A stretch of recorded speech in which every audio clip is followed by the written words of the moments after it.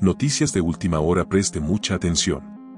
No sabemos cuál va a ser el costo de esta guerra que estamos librando, sabemos que va a ser un costo alto, asegura Giancarlo Loffredo, ministro de Defensa.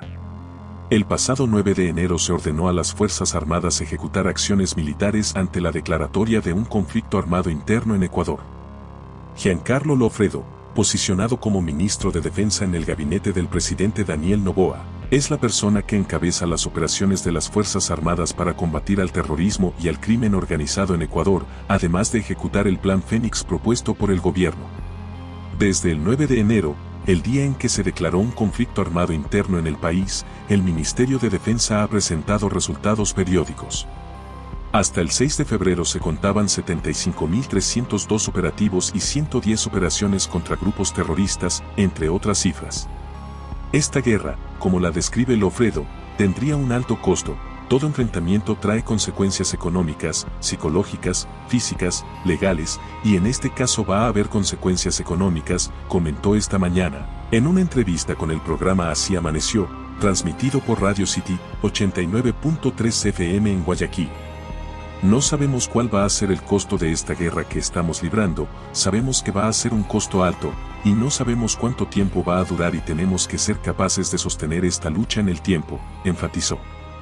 Principalmente, estas consecuencias económicas recaen en el costo de logística, de movilización, del sostenimiento de un conflicto armado, afirmó el ministro. Por eso, indicó que es muy necesario que cualquier medida que quiera adoptar el presidente, como ciudadanos estemos listos a adoptarlas. Las Fuerzas Armadas del Ecuador no se enfrentarían solas al conflicto armado interno. 3 acuerdos bilaterales fueron firmados en enero con Estados Unidos para la cooperación militar aérea y marítima con fines de combate al crimen organizado y los delitos conexos. Estos acuerdos implican financiamiento, datos de inteligencia, información, capacitación, control y comunicaciones, soporte logístico, entre otros. Con Estados Unidos tenemos muchos acuerdos de entendimiento. Hemos recibido ayuda de equipamiento, recibimos mucha colaboración en temas de capacitación, en trabajo conjunto de inteligencia, en compartir la inteligencia, aseguró Loffredo. Sin embargo, también es muy importante compartir inteligencia con todos los países que se ven involucrados en esta cadena de crimen. Entre esos no solo Estados Unidos, sino nuestros países vecinos como Perú y Colombia, agregó el funcionario. Al ser cuestionado sobre qué es lo que Ecuador da a cambio por la cooperación internacional, Loffredo respondió, ¿qué más puede dar Ecuador al mundo que este combate contra el narcotráfico, el terrorismo y el crimen organizado transnacional que afecta a todo el mundo? La Comisión de Régimen Económico recomienda al Pleno de la Asamblea ratificarse en el proyecto de ley que aprobó este martes, donde se dejó fuera el alza del IVA. Entre los votos a favor estuvo el del oficialismo. El presidente de la Asamblea Nacional convocó ya para que el Pleno de la legislatura se reúna de manera virtual este mismo viernes para tratar el veto parcial que envió el presidente Daniel Noboa a la ley para financiar el conflicto armado interno, en el que precisamente insiste en el incremento del IVA. Adicional, explicarles que la mañana de este día miércoles la Comisión de Desarrollo Económico se reunió, revisó también este veto y justamente lo aprobó con 5 votos a favor y 4 abstenciones.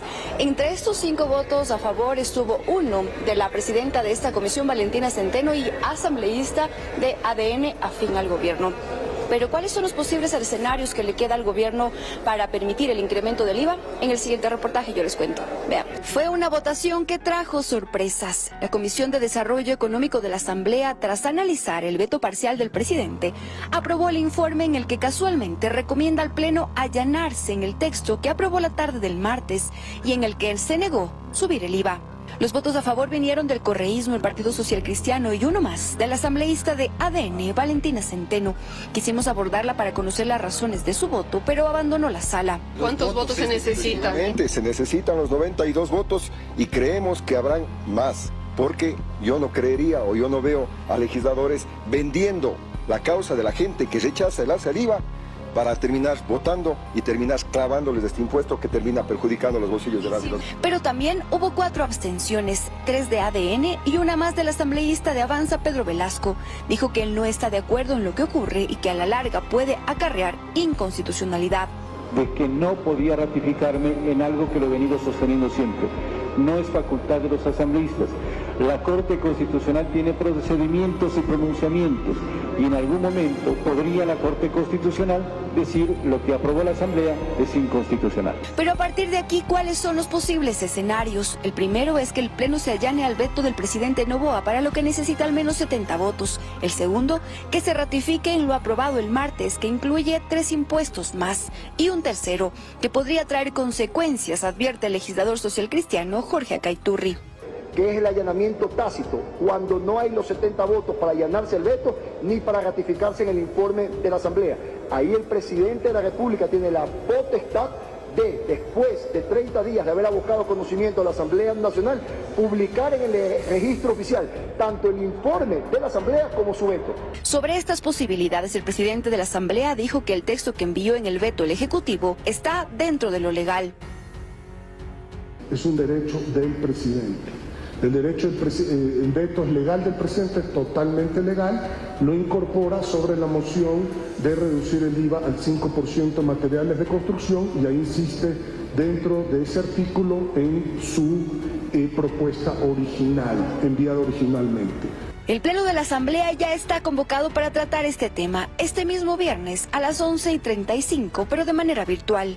Y bien, los cuestionamientos que han girado justamente hace pocos minutos también alrededor de esta convocatoria es que el Pleno para este tema que se va a tratar el viernes sea virtual.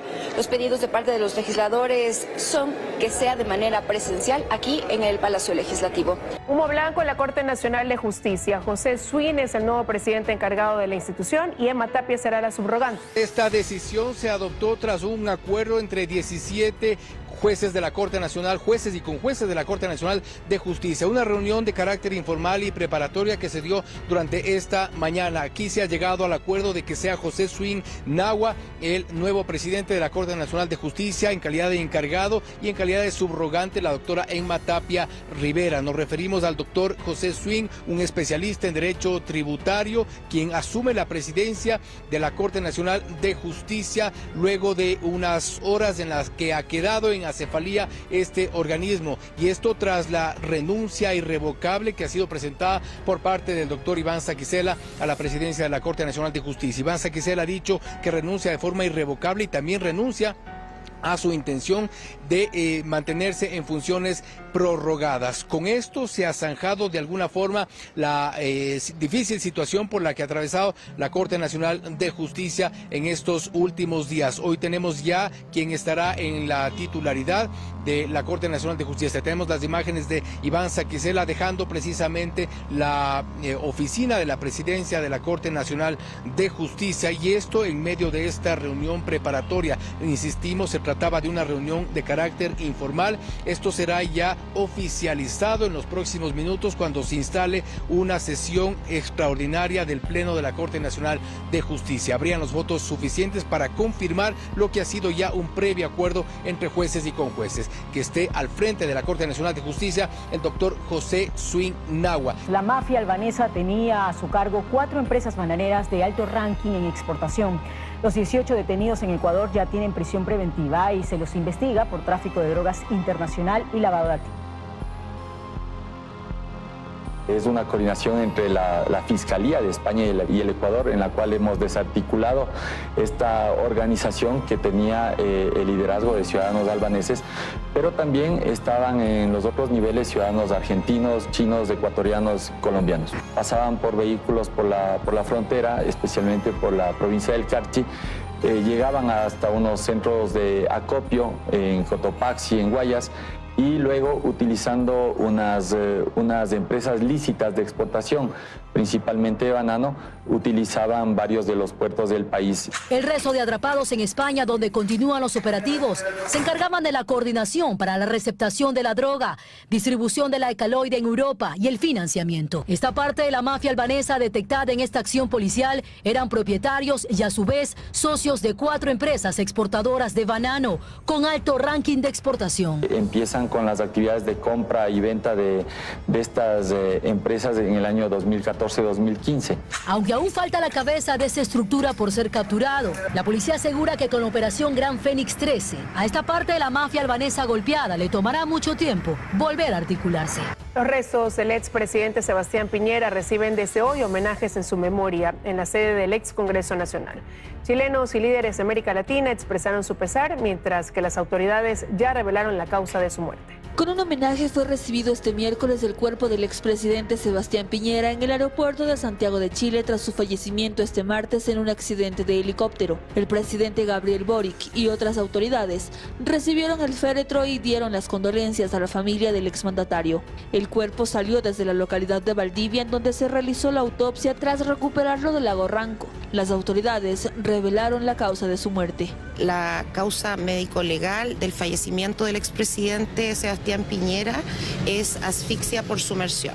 En la sede del ex Congreso Nacional, todo está listo para el homenaje que se realizará a partir de las 14 horas, hora local. El funeral de Estado se extenderá hasta este jueves, cuando las puertas se abrirán al público. El día viernes, los restos serán trasladados a la Catedral Metropolitana, donde se oficiará una misa. En tanto, así es como luce la sede del Partido Renovación Nacional del expresidente. Ciudadanos y partidarios llevan flores, velas, fotografías y carteles para despedirlo. Un hombre humano, bondadoso. Por la muerte del expresidente, quien gobernó por 2 ocasiones al país latinoamericano, se declararon 3 días de luto nacional. Su fallecimiento no conmovió solo a sus compatriotas, sino también a líderes de la región. La expresidenta Michelle Bachelet, por ejemplo, en un comunicado expresó sus condolencias a la familia y amigos. Valoré siempre el compromiso del expresidente Piñera con nuestro país y con la democracia, así como su trabajo incansable y su servicio a la nación. Que descanse en paz, se lee en él. Desde Brasil, su presidente Luis Inácio Lula da Silva se declaró sorprendido y triste por la noticia, mientras que Nicolás Maduro también expresó sus condolencias a través de su cuenta de X, y la Cancillería ecuatoriana lamentó la noticia en un comunicado. Los restos de Sebastián Piñera llegarán al Parque del Recuerdo el viernes para su eterno descanso.